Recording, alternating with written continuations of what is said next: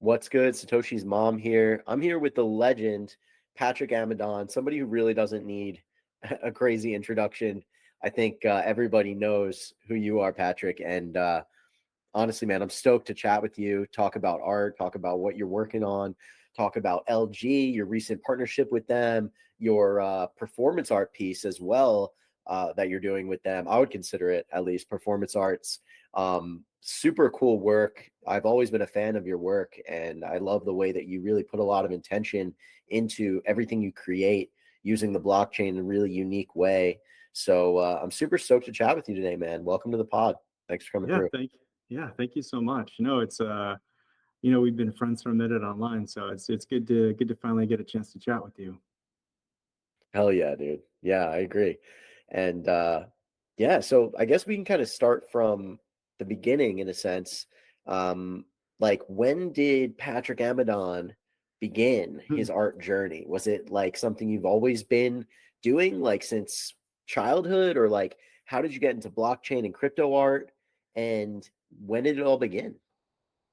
Yeah, origin story, I guess, right? Yeah. So, art wasn't really a part of, you know, my growing up. It wasn't something I really kind of found until high school. In the meantime, I really like skateboarding, and I really Nice. like graffiti. But in terms of like actually making art, like that wasn't really a thing until I guess in high school I had a really incredible teacher. I thought it was like, it was an early morning class. I thought I could sleep. It was a big dark room with a screen. It sounded perfect. It turns out it was an art history class, and I don't know, like it just clicked for me. After taking that class, I was thoroughly engaged with art. I ended up studying at a university. So it just kind of that kind Interesting. of started the whole thing. But yeah, it wasn't until I saw the Beeple thing that I was aware of crypto art. And when I saw it, I was like, oh wow, someone can actually, you can sell art. Because I started making digital stuff around 2012 when I got on social. Just posting photos of like oil paintings that I was making or graffiti, and it just didn't look right online. It felt like something was lost, like transitioning like from physical to digital.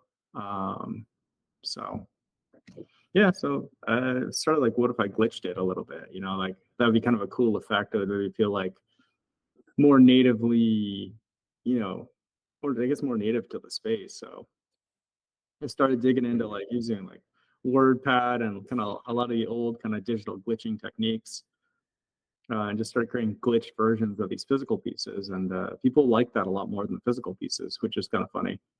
So I got stuck in this kind of feedback loop of like making art that I liked and everybody else liked, but couldn't sell it. So just did it for the likes essentially. Right. And got pretty well known for it. Kind of, I think 2016, I'd become friends with Jerry Saltz, who's a big traditional art critic.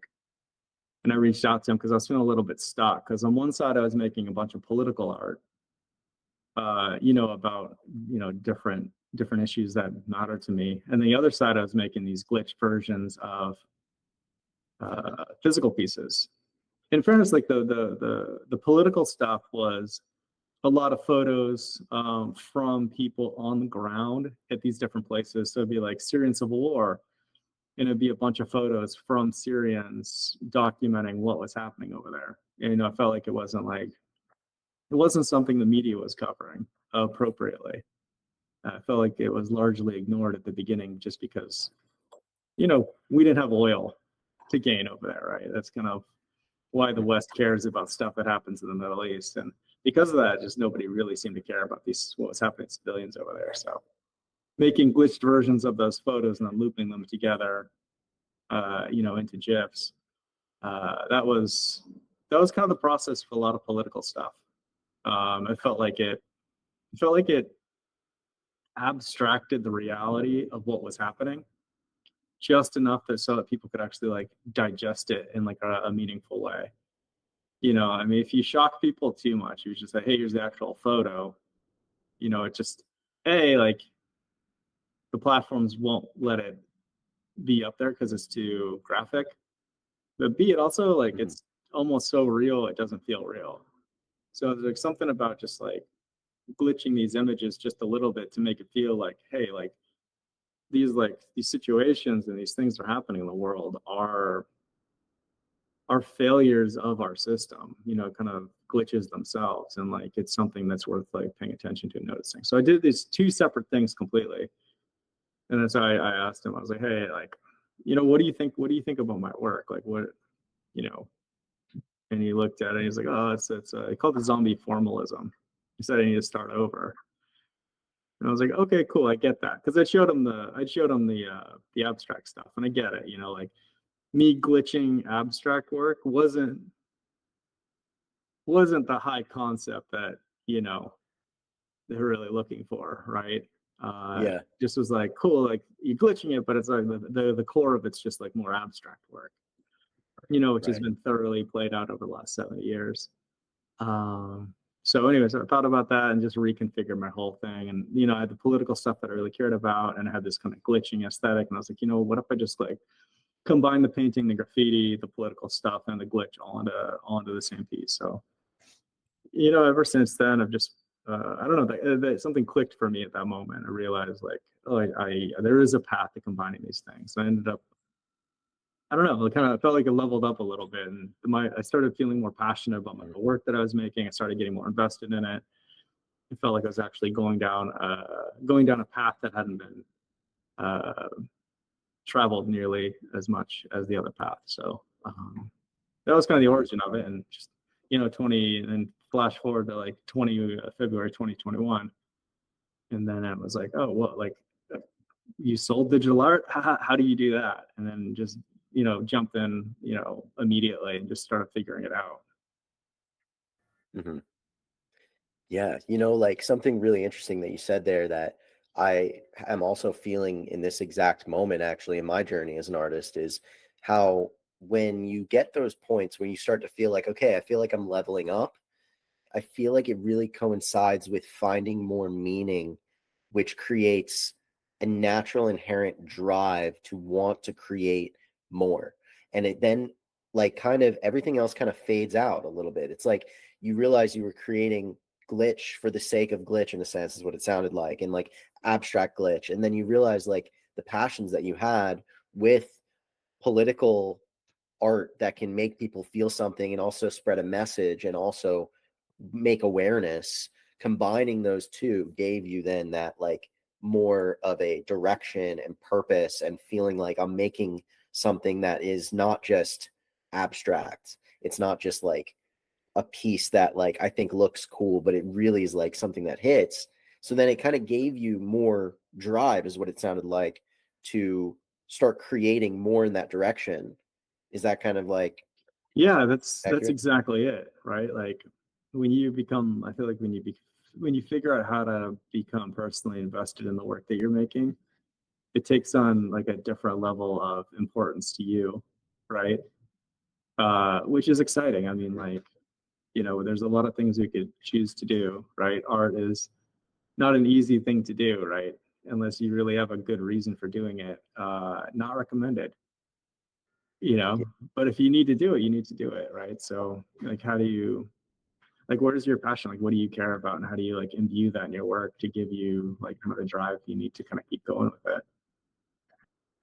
1000%. It's like building that inner flame that like people were attracted to digital art because, for example, Beeple, $69 million for what was 5,000 works, I believe. Mm-hmm. That obviously attracted a lot of people in to say, how do I make money with this medium? But then it's obvious that you will burn out over time. Maybe you can even make some money, maybe great amounts of money.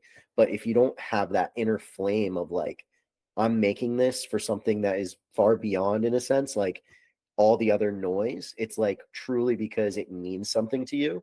Once you hit that stride, I feel like I've noticed that that's when artists really start having the success. It's like counterintuitive almost. It's like focusing on that gives you more success than focusing on how do I generate sales or how do I create a living or an income with it. So it's cool to hear you say that. Yeah, that's So exactly yeah, right.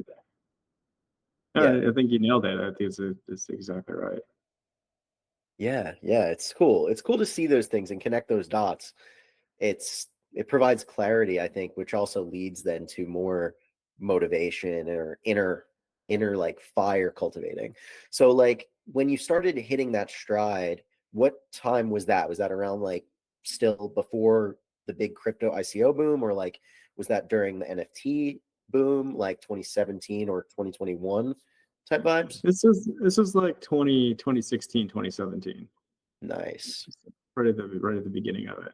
Cool. And did you get into crypto like with the ICO boom or when Bitcoin started ripping the first time over in like 2016, 2017? Yeah, I was always aware of it. Like I remember reading about the pizza when the pizza happened, Yeah, but it just never got into it until I started making art and tokenizing it. nice. So like that journey basically starting back then, is that when you first started minting? Was like 2017-ish, 2016? Oh no, 2021. Yeah, Right. I was aware of it, but just never I don't know, it just didn't pop on my radar until the people thing. Yeah. And like, as someone who's very active still here making art, obviously, it touches back on like what we were talking about, like that inner flame and doing it for you in a sense. Um, what do you think about the current art market and the current like crypto scene versus like obviously, we had an insane boom of NFTs in 2021 and that was incredible and super fun and super exciting. But like, there's a lot of people in the space now that are like, I just don't have the urge and desire to create anymore at this point because it just the space is kind of like they don't see like a light at the end of the tunnel anymore. Like, do you agree with that sentiment, or like what is your current take and sentiment on the space of digital art and everything here? Uh, I feel like if you don't feel the need to create right now because the market isn't there, you probably were primarily here for the market. Hmm. You know, do I think crypto will be any less relevant, kind of broadly, socially, and economically 5 years from now? No. I think that we're on a path to it becoming more integrated in the greater financial system and everywhere else. So I don't see a world where it's any less relevant in the future than it is right now. And I think both art and for crypto, like it all comes down to how relevant is it to people in their daily life. If the more relevant art is, the more expensive it is. The more relevant crypto is, the price usually goes up, right? Like it's really about how do you create solutions for people in the real world with this stuff. And I feel like for art, like, do you feel like digital art will be less relevant in the future or more relevant? If it like it's less, just sell everything and get out. If you feel like art's going to be more relevant to people's, day-to-day life in the future, I feel like it's a really good time to, double down on the space. Like we saw, because we've seen a couple lulls in the market over the past couple of years. The Hmm. people that I don't know. It's really tough to see who's real in the space. It's really tough to figure out like who's in it because of the art, who's here just to like flip it for a couple dollars and grind out some art and then head back to your graphic design job when, it sours a little bit. Like those aren't the people that you want to bet on. And those people, they're the lottery tickets that don't win. So I feel like when you have these periods where there is more difficulty, it is more likely that people wash out. I feel like it's healthy. It's healthy to have a couple famines along with a feast to feel out like who is really here for the right reasons and who's here, for the art. Because as the collectors, like we all do a lot better if people are happy with what they collect and what they collect appreciates, right? That drives more people to collect and it creates a healthier art ecosystem. But if you have people that are being extractive, and it doesn't have to be a scammer to be extractive. You can put on a good show on social media for a couple months, sell some work, and then decide you don't want to do this anymore, which is fine too. But at the same time, like, whoever collected your work, like, it's worthless now. Like, and I'm sure they're, that chips away at their confidence in being able to like purchase more art from artists that may be a little bit more into it. So I feel like those things just kind of subtly undermine a lot of what we're doing. So, when it hits winter and we have a little bit of shakeout, like, I feel like it's really healthy. The fact is I was doing art for a decade without even being able to sell it. X was selling his art for $50 on Super for 2 years.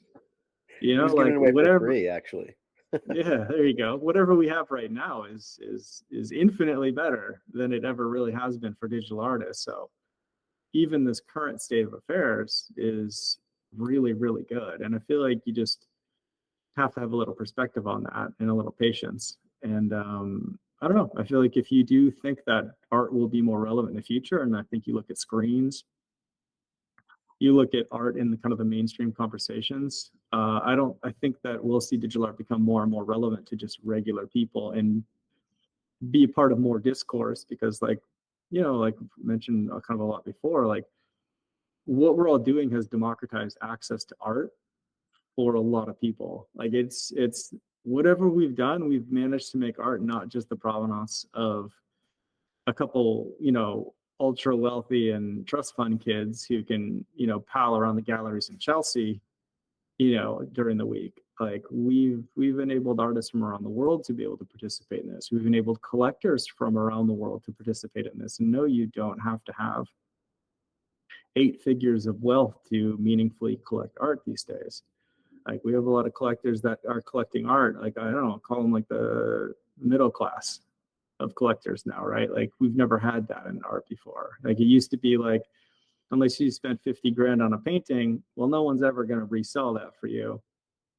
And even if you spend 50, they're going to take 50% gallery cut off the back end, right? Like, you basically are purchasing a liquid art for all intents and purposes. Like, it's a sunk cost. And with what we do here, like, we offer, you may not be able to get dollar for dollar back these days, but you can always kind of tap into some liquidity with the art, which enables collectors to buy more art for higher prices. Like, if you can crack the piggy bank if you need to, you're willing to put a little bit more money into it. And I think that the mechanism has enabled a lot of artists to have a living here that they otherwise wouldn't have been able to. And it's enabled a lot of collectors to like find and discover art and become patrons and, interested in a very meaningful way. And I think that this is like the beginning of that. And I think that's just going to expand in the future. So if you ask me, like, what does it look like for digital art? Like, I don't see how this becomes anything other than kind of a revolution in how people experience art in the world. And I think that means that the people that are here now creating art, the artists that are showing up, regardless of the winter or not, are the ones that have a much higher likelihood of being able to be recognized as important contributors to the movement.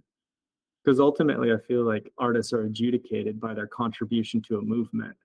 They're not adjudicated by the quality of their individual work. They're judged by their contribution to what everybody's doing at the moment.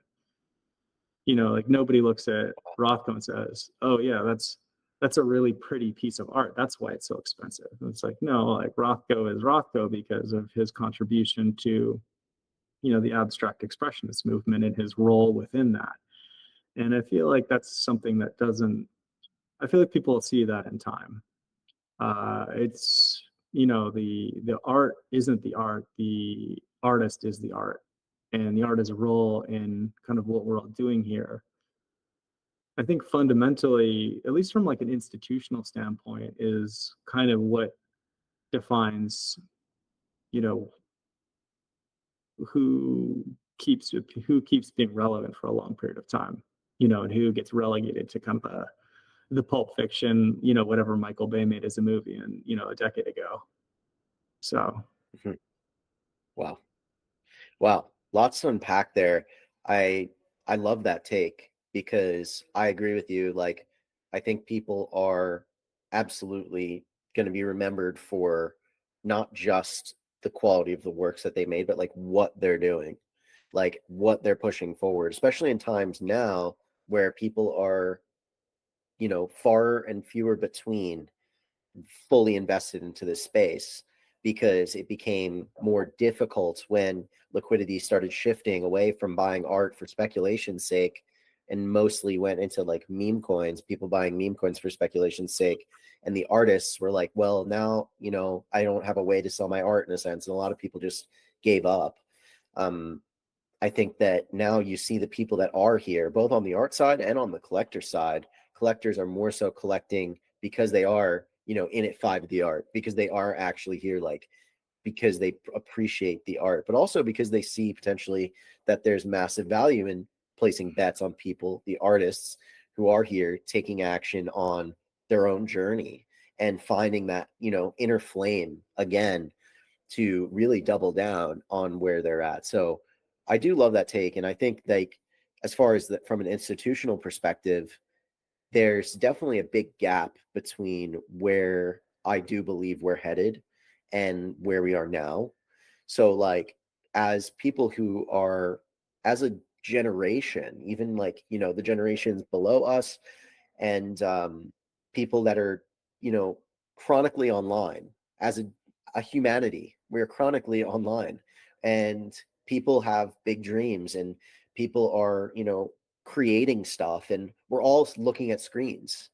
And how could digital art be anything but inevitable? In my mind, that's how I look at it, because chronically we're online, and over time people have historically always celebrated success with art, and it just makes sense to me, so beyond just making something that looks cool, but making something that has a message, I think that we're really in a unique position as artists to double down on ourselves during this time, but also as collectors to look and see who's here, who's taking action, who's pushing forward movements.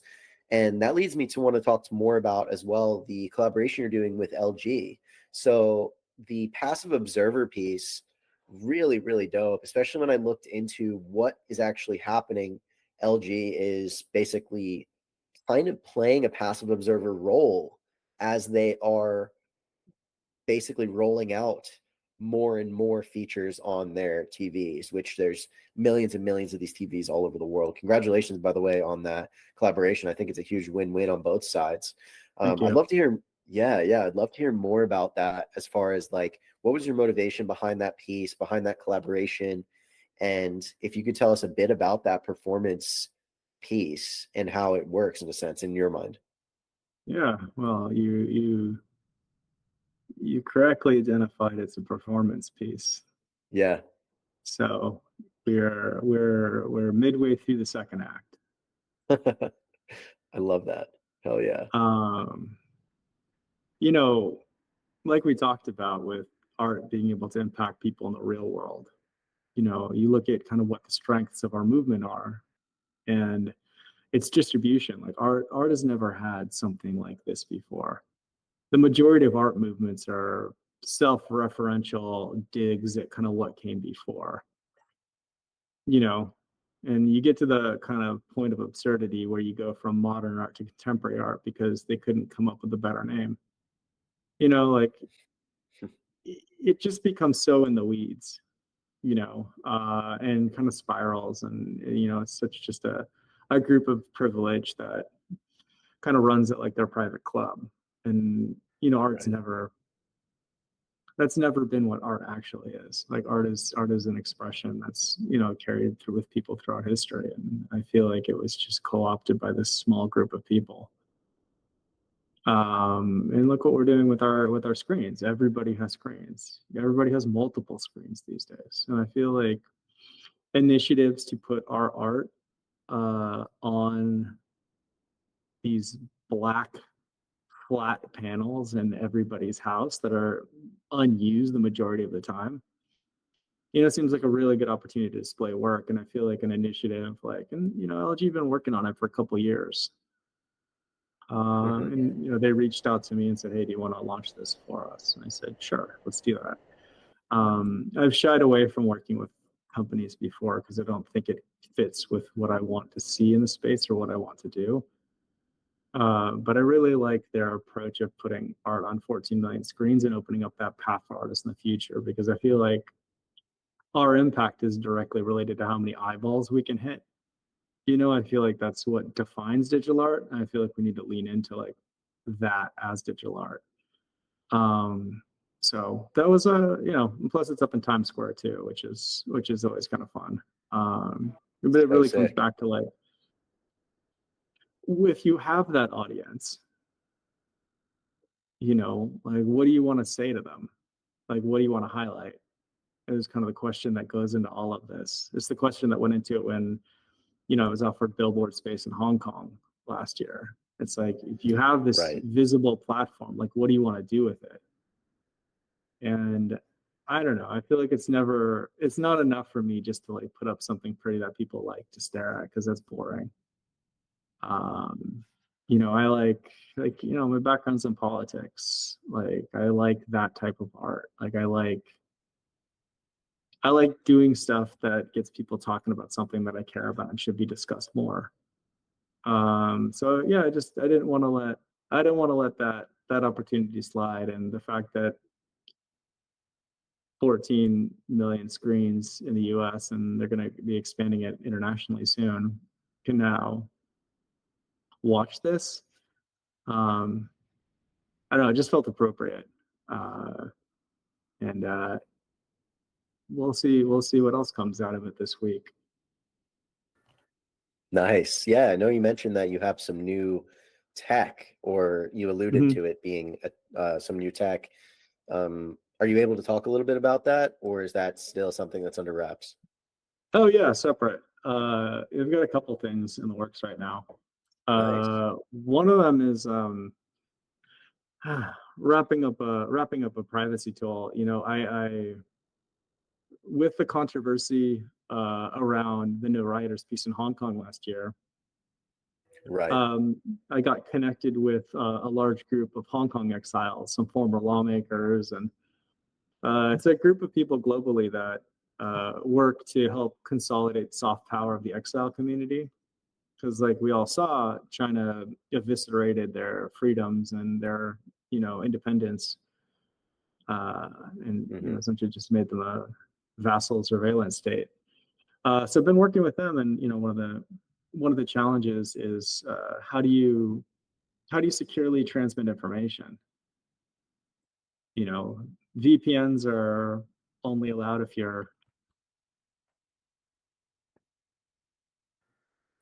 all right. We're back.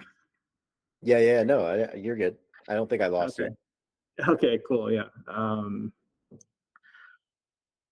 Yeah, you were talking about so VPNs are basically government controlled. Like you can use the approved VPNs, or you can get fined for using an illegal VPN, but they're going to track you down and wonder what you did. So it's just really difficult to transmit information. And we've been seeing a lot of these assaults on privacy recently, whether it's Telegram, whether it's TikTok.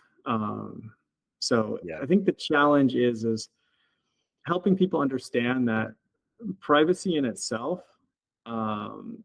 is easy to attack. There's this whole thing where, if you haven't done anything wrong, like you have nothing to hide. And you have a bunch of virtue signalers who are like, oh no, I haven't done anything wrong. Why do I need privacy? Look at all these things that I get for giving it up. And the other side of it, I think a lot of people misunderstand how fragile it all is. 2 decades ago, like Hong Kong was a democracy with freedom of speech, expression, assembly.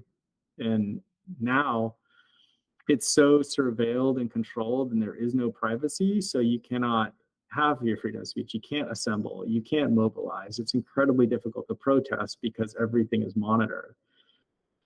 And I feel like people don't understand that even in the West, I mean, we're one legislative body, one president, one, Congress away from, some of these fundamental freedoms just kind of get stripped from you. And privacy shields those. Like, you can have freedom of speech if you have privacy. You can have freedom of assembly if you have privacy. But if you don't have privacy, it becomes really easy to dismantle everything very quickly. Very And I true. don't think that's appreciated enough. And I think that we've all been lulled into the sense of security and stability because, you know, we've grown up in the West thinking that these are inalienable rights. But the reality is that it's much more fragile than that. And I think we've seen how quickly established orders can be disrupted, how quickly, I mean, even look at like Ukraine, right? You think, oh, we're living in the modern world. We're all listening to the same music. You know, like there aren't going to be invasions and wars like there used to be. And Russia just decides they want Crimea, and Russia decides they want Eastern Ukraine, and they invade. And what do? We just watch. We all have opinions. You know, people have strong opinions on both sides of a lot of different conflicts, a lot of different situations. You know, look at like the Palestinian conflict. Like, these things elicit really strong reactions, but for the vast Right. majority of people, their reaction and their opinions and everything is contained to kind of within themselves and their three friends. You know, like we observe these True. things passively. Like we just watch. We watch what happens in the world. It's interesting because it's chaos all the time, and I feel like the chaos factor has been ramping up the last couple of years. But you know, for the most part, we just watch things happen and we do nothing about it. And I feel like, you know, you look at that with kind of where we're going with digital art. You talk about artists making an impact in the real world. You talk about our distribution, our screens. I think when you consider that we're so polarized, not just in the U.S. but abroad as well. Everybody's so used to getting their information from their preferred source. You know, like text doesn't hit people like it used to. Like you can't give somebody a counterpoint in text and have them not dismiss it, whatever side you're on too. You know, you can give somebody the point from the other side and they will just say like, oh, that's fake news, oh, that's not real, oh, that's this. So there really is like the dialogue has been completely stifled.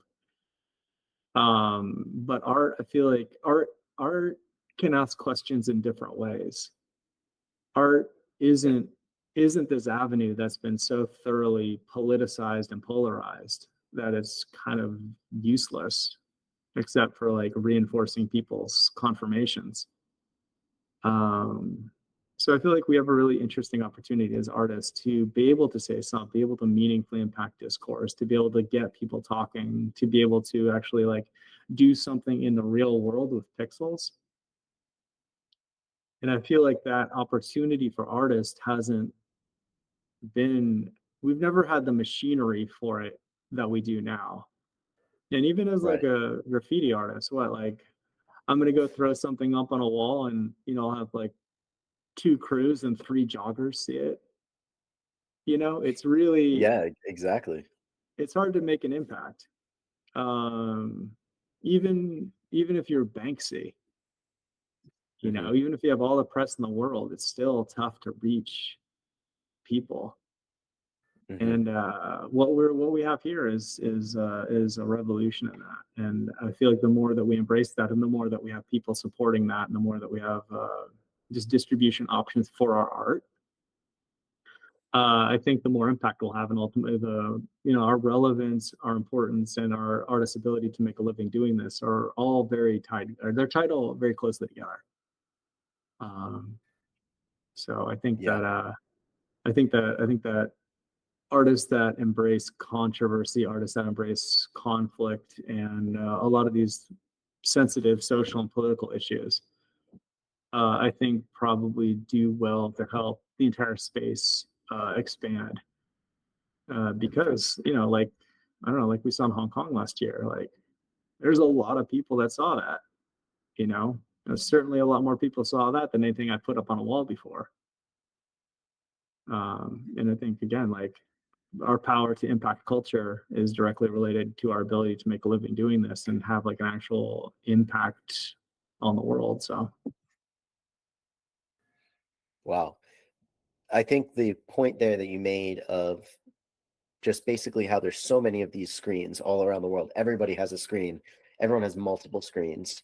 versus putting something up, whether it's on a wall, graffiti, or just like, creating a traditional form of art that's physical that people can hold and see.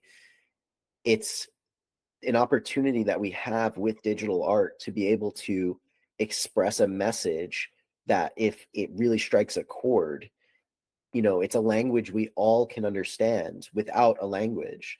Like, it's a way for us to spread a message so much more rapidly and so much more effectively because of all the screens that are taking up our attention. So leveraging it in that way, I love the way that you're thinking about that, because I think that just any artist who might be listening to this, even, it can challenge the way that they're thinking about their own art as well. And it doesn't even have to be necessarily just political art, like even just like the messaging in your work. I've always thought about how, like, even if you're putting something online and sharing that work, the amount of people that see it is also a currency in and of itself. Even if you don't make a sale, like, the amount of people that see it is attention currency that you're being paid. So I think having the mindset of like, how do I strike chords with my work? And then realizing that that is directly related to the amount of success that you'll have as an artist is important. And it is a conversation that should be having, people should be having. So I respect that. I think that you've been a proponent of that, somebody who's on the front lines of that, especially everything you've dealt with the scenario that happened with China and your work. So now, like, privacy, it is genuinely directly tied to that. So it's like, if you can't express, then it kind of shuts down in a cascading effect the rest of everything that we're discussing. So is that why it's so meaningful to you? And is that how, like, you're viewing it as well? Yeah, I mean, I think that's really well said. And I like your point about the currency too. I feel like it goes to a savings account though. It's Yeah, like yeah, right. Can't just takes take that right away. it takes a minute to, and well, ideally you don't, right? I Right. feel like ideally you're not looking at immediate returns on this stuff because it's It, heavily manipulated and it's not a really good metric. Like this is a slow, long build. Like everything you're seeing has been a result of years of work. And a lot of the choices are choices that are intended to provide like a healthy career and an ability to do this for the long term. I'm grateful I avoided working with basically any company or these like group drops or basically just like it's just everything I feel like has to be focused on like your ability to like do this for the long term. And a lot of people out there have very short term plans that undermine your ability to do that because all you have is your reputation. So that's tricky. true. Um, Yeah. I'm curious your thoughts on like how the current metas of the space, like companies like Rodeo, companies like Zora, how they're making their coin as well, like not a crypto coin, but like their money that they're making, as far as having artists come on their platform and drop art for now what has been reduced from, Zora's having their $2.80 mints for the longest time. That was considered free, but then Rodeo came around and now it's a 30-cent mint, or even cheaper now with ETH at 2,500 at this moment, 25-cent mint. Zora then matching that with their own program. And do you think that we're straying from the direction that we really ought to go?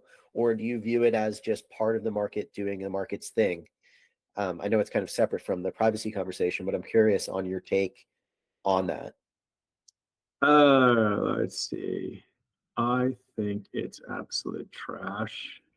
And I think that it's undermining everything that's been built over the last several years.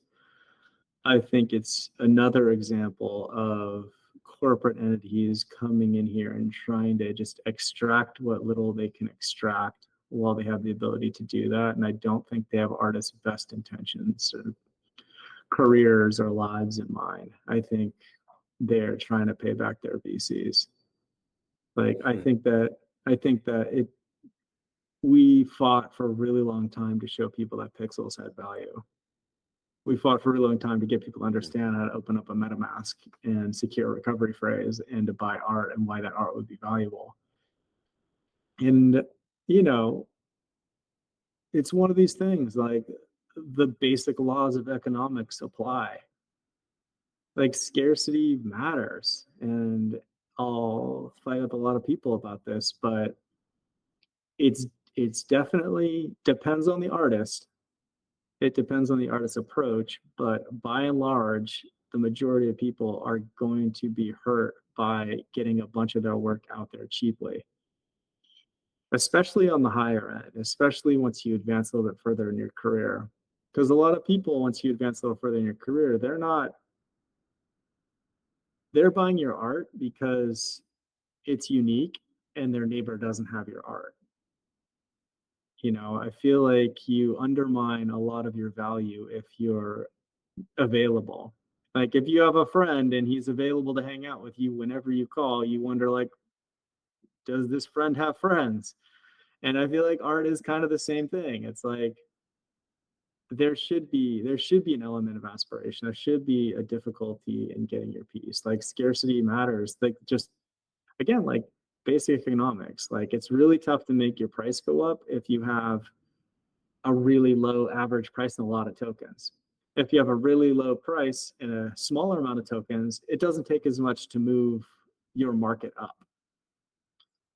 You put a bunch of free mints out there, and what you have to lift all of those. Additionally, too, like people talk about like people parrot these platforms talking points on accessibility. Oh, we're just making it accessible. We're just making it accessible. But you know, it's accessible. Like right click save. Like if you want your work out there cheaply, just tell people to save a copy on their desktop. They don't need a token for it. And I feel like these Zora mints, which they're taking 60% at one point of that $2.80 fee. You talk about charging gallery commissions with zero gallery services, and you ask why that's a benign company in this space. I feel like we're constantly fighting against people that don't have artists' best interests in mind. I think Foundation had a good run as a platform for artists, and they're very supportive for a number of people as like a semi-curated platform for, you know, art on ETH. But a pivot to 30-cent mints and closing that platform, I feel like is not the way. And the same with Zora. I feel like it's hurting a lot of artists, and I just hope people understand that, and I hope people can understand when their opinion is their own and when they're just parroting talking points from a platform they're hoping to impress because they feel like they may achieve some advantage over their fellow artist. So yeah, trash. Yeah, honestly, I mean, like I echo that take. I think there is somewhat even like borderline predatory type behavior by these platforms to try to convince artists to release their work for free and that it's, you know, on chain and like I'm not talking about like on Ethereum on chain. I'm talking about like the idea of like online versus on chain. And like, for example, on chain vision is another platform that I just found out about that I think, I mean, I just saw their FAQ on their site and I was shocked. Like it literally, I don't know if you've heard of this platform, but they have really solid artists actually doing collaborations with them, selling their work for literally under just a few dollars, some of them a few pennies. And their FAQ is like, I thought NFTs were dead. Like, what is this? And like asking questions like, why isn't all the art free? And like, that's the market that they're speaking to. The person that they think that they're speaking to is they're thinking that that person's asking the question, why isn't all of this free for me? Why aren't all these, you know? We've seen this with Spotify. Interesting. You know, so what Spotify did is Spotify said, you know, hey, like we're just gonna charge a subscription. We'll pay you, you know, per listen, and that's how you make your money from us. Well, then what happens? Okay, they corner the market, and then they say, oh, well, now you're going to get half of what we were paying you before. Oh, now you're going to get a quarter of what we were paying you before. But because they've cornered the market, all the consumers are already going there. You gave this platform all the power, and now they're just cutting the amount they pay the artists. I don't know what the objective of Rodeo and Zora are. I assume that, you know, free mints paying a few artists. Well, I mean, if God forbid they get any traction, like, well, guess what's going to happen is they're going to want more money for their investors. So they're just going to, as soon as anybody achieves some degree of like stability or traction or a foothold, they're just going to cut the price that artists get paid, and we'll be stuck with the Instagram model again. Like, people are doing it for the likes back then. Like, we shouldn't be doing that now. Like, we should be demanding that we're compensated. And I feel like pursuing this path of free mints is incredibly damaging to the whole space. And I feel like artists should know that, and artists should know, at least account for their choices hurting other artists before they decide to do this. Yeah, well said. Really, really interesting to see it all play out, but being outspoken about it is important, I believe, because making a path for artists to say, hey, I don't need to do this in order to like make sales, and realizing like putting your work out there endlessly, it's almost, you know, an experimentation. Like one artist that I'll mention, who I love their work, I think that it's really cool, but recently seeing them put out so much work for so little cost, referring to John, JJJJJ, John. He's been making art for a really long time. I have tons of his works, from Tezos works to Ethereum, no one of ones, but some small editions. And now he's done this thing where he's put out abstract windows where they're literally 30-cent mints on Rodeo. He's doing it every single day, put out a lot of them. He's still doing it. And, you know, I believe that artists can do whatever the hell they want. Like, I'm going to say, like, whatever, do what you feel you want to do, because that's your art and that's what you want to do. But being outspoken about the idea of like, okay, like, we're seeing this experiment play out in real time. How is it working out for somebody like that?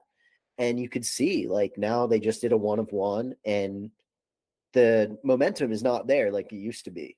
Like, if anything, artists can listen to this and see, like, okay, look at all of these things as data, that how it's played out, and see, do you want it to play out like that for you? Because it's likely that it probably will play out the same. If, like, you think, like you said, it's just basic economics, supply and demand. Like, if you just put out tons of work every single day, like, another way to think about this is also, I heard 787 mention this on Guy Norcal's podcast, and it stuck with me.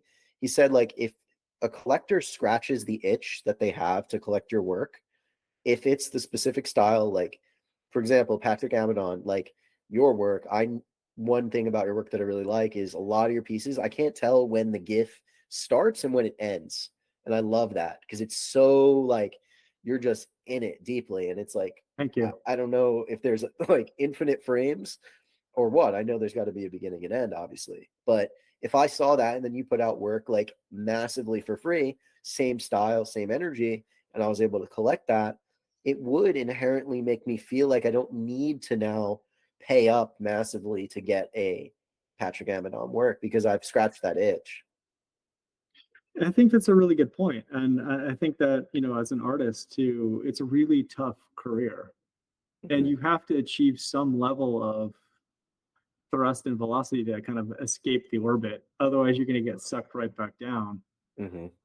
I feel like additions and work, every piece of work you put out means that you have to carry a little bit more. Like, it's a little bit more friction. So it depends completely on the artist, depending on how much force you have to move it. But you can weigh yourself down really easily if your supply exceeds your specific demand as an artist. And if you do that, then it becomes really, really difficult to survive long term as an artist. Like, art is, and it's tough to measure because it's not like basketball. Like we can't see your points per game. Like we have very few art stats to tell how good of an athlete you are. Like we can't measure your vertical in art, Yeah, but right.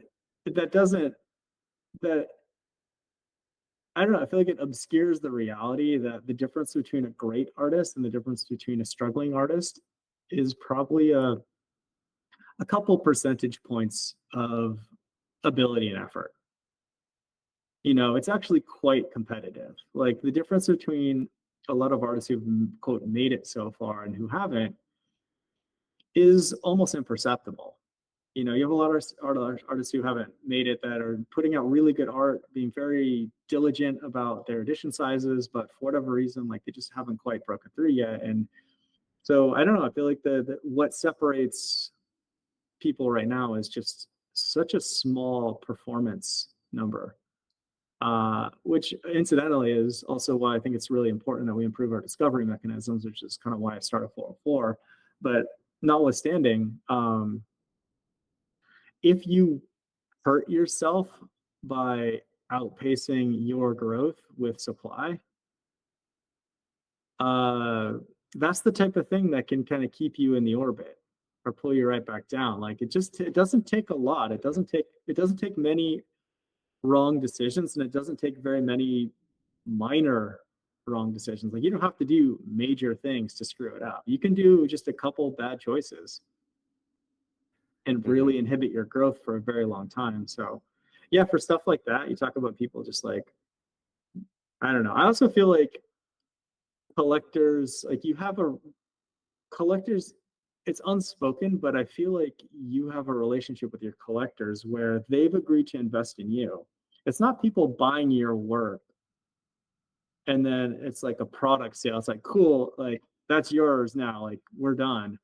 Like in this early space, when people invest in you, when they buy your work, I feel like you're almost partnering with them. Like I feel like there's a degree of like shared, there's like a joint venture. Hmm. And well, quote, you don't owe anybody anything. I feel like for people that invest in you, believe in you, give you ETH to go live and pursue art and keep going, I don't know. I feel like you have to be a sociopath to like not acknowledge that or to think that that's yours and you owe them nothing. And I feel like because of that, they have expectations like, hey, you know what? If you're putting out 10 one of ones a year, don't do 100 the next year, without like a real solid thought. I feel like a lot of people who pivot in significant ways in their art practice like that, for whatever reason, I feel like it ends up putting off a lot of people, and it's a small space. If you upset one person because you did something that they feel wasn't, kosher, like they're probably going to tell 10 other people, and before you know it, like half the people in space are like, okay, like your reputation just took a little bit of a hit there. And everything is everything is reputation. So I don't know. I it's one of these things that I've seen happen a lot, and I don't know.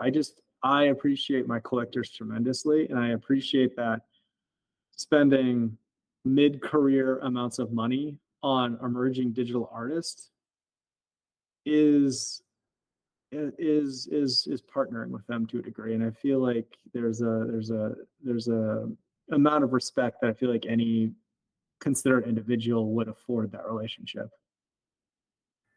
Hmm. So I think, yeah, I think that I agree with your take. I think there's two sides to it in a sense. Like the collector who's buying work that is art, but it's a generative 10,000 supply, classic gamble versus someone buying a, collection, a one-on-one of maybe a group of 10, 50, 100 pieces, or even 500 pieces.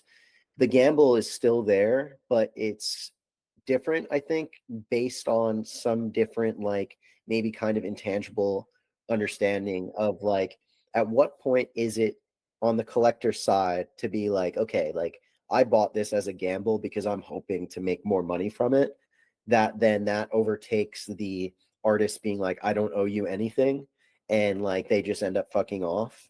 Like, it's like Well, very interesting, right? Like, I so, think that's a good nuanced point. And I think that I don't think it's appreciated well enough. Like one of ones are very different than these generative collections. right. The generative collections are much more so like financialized art, Hmm. trading cards, collectibles. Like it's different. There's a different market. Yes, they are art, but it's very different if you buy a collection like that versus I pick up Satoshi's mom one of one or a one of 10. Hmm.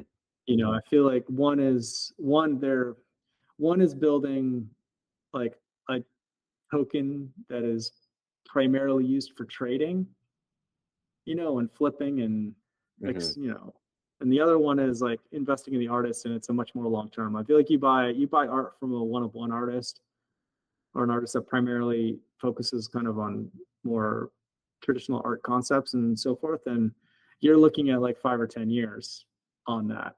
Hmm. With a lot of generative projects, I feel like we just gamified the system. Like we created like a fun gambling game instead of gambling on like monkey JPEGs. We're gambling on you know whatever AB product you're currently looking at, and I feel like a lot of people will probably get burned by that.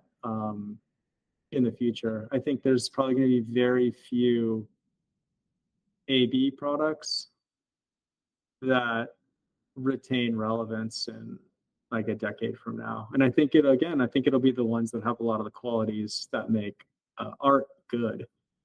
I feel like I think they have to come from artists that really know their stuff, have a really good story, have published a lot of work and given examples of why what they do is interesting and novel, um, for that to hold up. And I feel like a lot of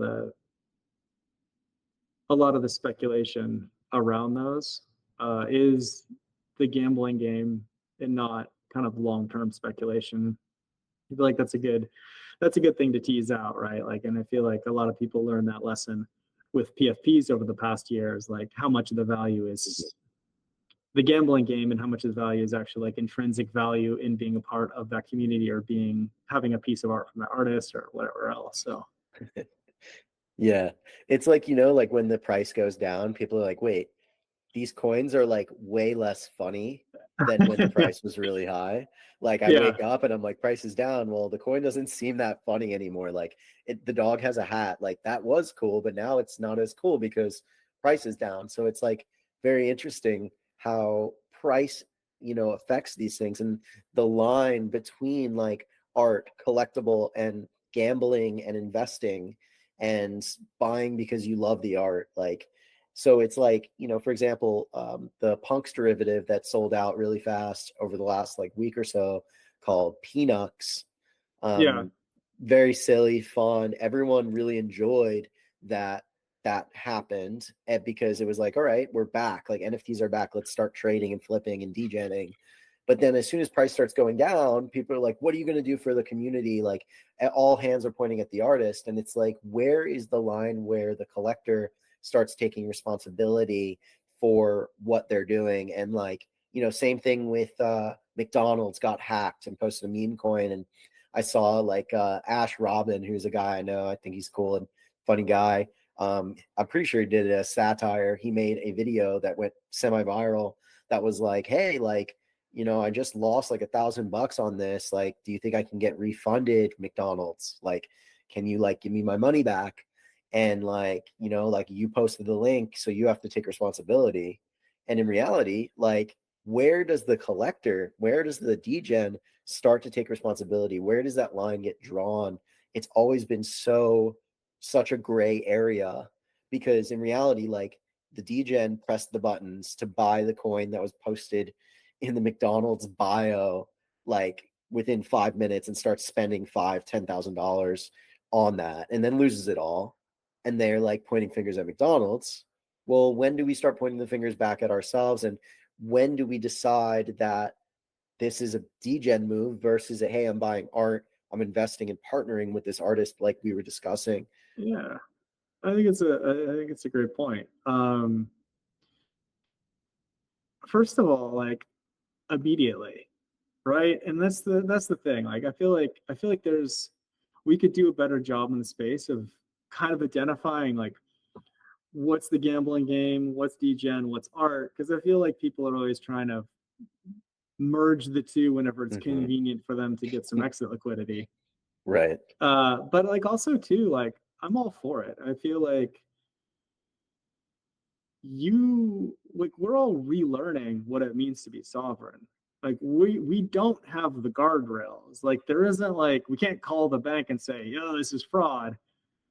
Like, like you're not gonna get a refund, Right. right? Like there's like this is on us. So a lot of people, have gotten burned. A lot of people have done fine, but a lot of people have gotten burned. I think that if you want a decentralized, autonomous, self-sovereign layer in, our culture, then this is just all part of it. Like I feel like, like yes, you are being thrown out in the woods, with the wolves. Like you got to learn to survive. You have to learn to like appreciate what the ecosystem is. The fact that you are on your own, the fact there is no backup, the fact that like, but it's also really necessary, because the minute you have these controls in place, the minute you do have, like the Ethereum police show up or something, you can file complaints. Like we start losing that autonomy. We start ceding kind of a lot of the really good things that are happening here. And I think the bad is a minority of what the good is. And I just think like back to circling all the way back around to like privacy and kind of what we talked about earlier, like we need a space and we need an ecosystem where we are allowed to operate freely without being controlled, without being surveilled, without having people telling us what to do, the freedom to transact. And I feel like we have like the kind of the primordial version of that. I feel like we have the beginnings of a system where we can, police ourselves and have our autonomy, have our sovereignty, have the ability to do what we want to do without a lot of this oversight. And I think the video's funny. I hope they thought it was funny too, and they gave him his money back. But so as much as I hate to see it, I do see it as like these are just the growing pains of stretching your legs out with like actual like sovereignty and with actual freedom. Like yeah, you're going to get burned a couple times, but you're learning all of this. We're all collectively learning this together for the first time. Yeah, I agree with that. I think like where we're at now is very, very early on. And of course, these things are going to play out in those ways. It's like the growing pains, like you're saying, I think is a really good way to put it. I think that I don't know if there ever will be this clear line between what is degenerate and what is art. And of course, like if anyone, Art Blocks really treaded that line in a pretty impactful way for the space. Like the liquidity was larger versus like, there's obviously a lot of degen NFT mints 2021, 2022 had a lot of liquidity. Azuki, for example, with elementals and with their main collection and then with beans and all these different things that they've done. And the intention, like when I interviewed Zagabond, like talking about how like his intention, where it was at, and where they're working towards now, it's like you're kind of treading those lines, and that's where the most liquidity actually is, at like in a funny way, is in between art and degeneracy. So it's like very attractive to go that path and figure out what is going to happen from an entrepreneurial perspective as an artist. But I think it is all part of the growing pains. It's like when people learn and the market matures in the sense that they do feel like I've been here before, I know what this is like. Now what you said is like we're relearning. I do believe that, because 2021 also, like, at least the way I take that is like we learned a lot, but now it's like a different time and we're kind of like relearning the same lessons, but I think we're more quickly understanding like, okay, like we learned this, like we know the inherent risk in degenning into a derivative that just launched, like different things like that. But I think it's a good conversation to have, and I really do like your take. I know that you might be running on time. I don't want to push you too much, but I do want to touch before we leave on what you are working on in the realm of privacy, if you're able to talk more about it. I would love to hear more about that and anything else that you're working on right now, like the future for Patrick Amadon. Yeah, no, I appreciate it. And I've really enjoyed our conversation too. Likewise, man. Yeah, so I'm going to be opening up the third act here on Passive Observer relatively soon. Nice. 404's been, we lost Join. Join was hosting the catalogs, and they're closing up shop. So announcing the next iteration of 404 this week, which I'm excited about. It's going to be with white walls. Let's go. So we'll have an open call opening this week. As for like tech wise, building out a privacy tool that lets people hide data and share it securely. Over WeChat, over iMessage, over Google. The idea being, help people, in currently China, but it'll work in Russia and Iran. I'm going to open source it. Help people share data that they need to share, right? It's really tough to get photos out of like the Uyghur province because of the Chinese export internet controls. So that's nearly done. That should be launching soon. Working, spinning up an AI company that focuses on anti-surveillance technology. And then preparing for a show in October. I've been holding back my one-of-ones for the past year because I think it's really important I feel like it's really important for the space to do better than the once a month releases that we've been doing. I don't think that's healthy or sustainable for artists. I think that much more so in the future, it's going to require artists to put together shows that help contextualize their work together. We've been doing a lot of like one-offs, and you got to spin up the whole marketing machine, right. Put the circus on, hire the elephants, and then do the same thing again next month. Right. And I think that also, and I don't think it really does necessarily a great service for art as well, because I feel like for a lot of people, for a lot of artists, a lot of collections, like you understand the work because it's next to these other two things. You're like, oh, okay, great. Now it's all making sense. So anyways, I'm gonna be doing a show in October, but that's it. I work a lot. So love that. I love the ambition. Yeah. You're doing a lot for the space. You always have. And I appreciate you. Yeah. And I'm really looking forward to your open call. That's going to be massive. White Walls is another company that I have a lot of belief in and a lot of excitement for what they're doing, leveraging the screens that we have around us, similar to LG, like more and more companies that are going to do that, make digital art more prevalent and highlight more digital artists. And then it's on the artists to also, like on what you're saying, doing these one-off works is a lot of energy and time and work that goes into it, especially if a work isn't just made in a few hours. The time and energy to make the work, but then the marketing and promotion, all to do that for one work and then to move on to the next one.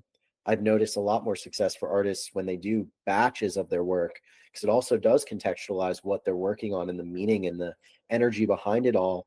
And it also allows for more of a network effect, because not just one guy or girl gets to take home that work. A group of people can all bid and be a part of and take home works. So I'm definitely looking forward to your one-of-ones that you're going to be putting out with that show. We'll definitely, I'm happy to have you back on anytime if you ever want to talk about more stuff that you're working on.